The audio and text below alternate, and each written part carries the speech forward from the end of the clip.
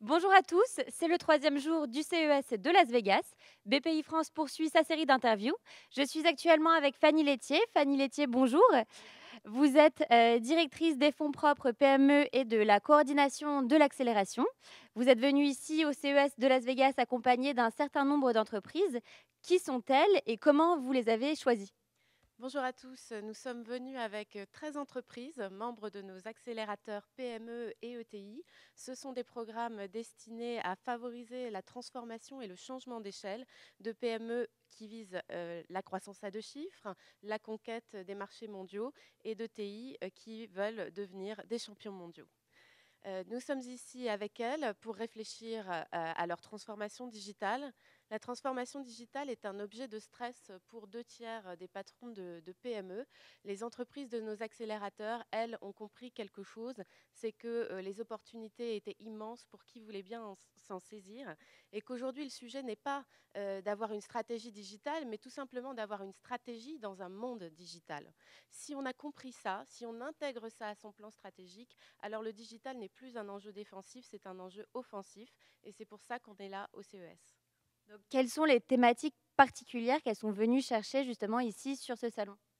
Alors, on a des entreprises de la French Fab ici, on en dira un mot tout à l'heure. Elles sont donc intéressées par quatre sujets en particulier: l'industrie du futur, l'industrie 4.0, le dialogue machine to machine et l'amélioration de leur compétitivité industrielle par le digital. Les trois autres thématiques plus connues: le smart home, la maison intelligente, le smart city, la ville intelligente, mais aussi, et en toile de fond pour tous, l'amélioration de l'expérience client. Vraiment, comment se différencier dans cette compétition en apportant des produits, mais aussi et surtout du service à son client pour améliorer son expérience utilisateur.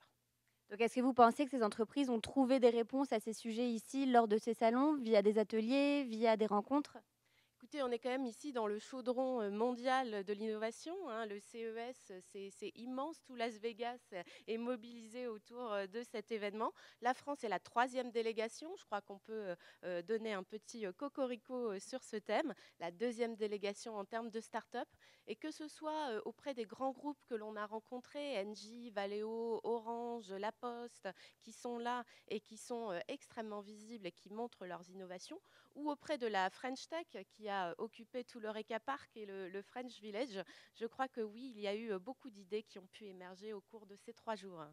Super. Et donc concrètement, quelles sont les prochaines étapes pour nos accélérés qui sont venus ici? Alors la prochaine étape, c'est la mise en œuvre, hein. Dans un accélérateur, on réfléchit, mais surtout on exécute, on accélère.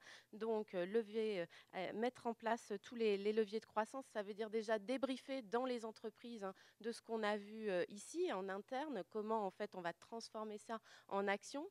Il faut donc des relais managériaux et on a les CEO, hein, qui sont là avec nous. Il y a aussi débriefer auprès de tous ceux qui ne sont pas venus, hein, essayer de porter la bonne parole auprès justement de ces PME qui seraient peut-être un petit peu plus, on va dire, dans l'expectative et qui doivent passer à l'action et qui n'attendent que de bons conseils pour cela. Et pour ça, BPI France va en 2017 vraiment renforcer son action d'accompagnement, notamment en matière de conseils, pour faire un diagnostic digital, mais surtout derrière mettre en place les outils et mettre en place les plans d'action managériaux qui permettront de transformer ces projets en réalité. J'insiste sur une manière qui nous a sauté aux yeux de faire sa transformation digitale, c'est finalement de rapprocher la French Fab avec la French Tech. La French Tech, c'est un élan créatif phénoménal, c'est des briques technologiques, c'est des idées, c'est des services nouveaux, cette jeunesse en fait française, hein, qui épate le monde. Cette jeunesse, elle doit vraiment interpénétrer le tissu industriel que nous avons. Il faut que la French Fab en fait intègre ces briques technologiques, intègre ces compétences, et on est en train de voir effectivement des investissements de nos PME, ETI dans des startups, des partenariats qui se créent. Et sur l'Eureka Park, c'était quelque chose qui se faisait très concrètement, très efficacement, parce que tout est simple ici. On se dit les choses, on lance des projets ensemble. Ça marche pas, on en retirera toujours quelque chose. Comme dit Akram, je ne connais pas l'échec. Soit je gagne, soit j'apprends. Donc effectivement, on connaît très bien la French Tech, c'est très médiatisé, on en a beaucoup entendu parler. Est-ce que vous pouvez nous parler de la French Fab, nous résumer ce que c'est en quelques mots? Alors la French Fab, hein, comme le dit Nicolas Dufourcq, hein, c'est vraiment le récit national qu'on a envie de construire autour de l'industrie française. On n'a peut-être pas suffisamment marketé l'industrie française. La French Tech a montré que quand on markete bien une identité française, là c'était autour de la technologie, on peut avoir un rayonnement mondial, on peut vraiment frapper les esprits et du coup, quand on frappe les esprits, bah, c'est plus facile de pénétrer le client. On veut faire ça avec la French Fab, avec une identité qui nous paraît une industrie quand même innovante, hein. Nos ingénieurs sont reconnus dans le monde entier, hein, pour leur capacité à designer des produits très technologiques, très innovants. Une industrie donc innovante, une industrie qui est décidée à partir à la conquête du monde, qui est en train de faire sa transformation digitale et qui pense long terme, qui est là pour longtemps. L'Europe, c'est ça. L'Europe, c'est des entreprises qui sont là depuis longtemps et qui seront encore là dans 100 ans. Des entreprises familiales qui investissent dans la gouvernance, dans le capital humain, des choses extrêmement solides, extrêmement rassurantes pour nos partenaires à l'étranger. Et donc, on veut promouvoir ça.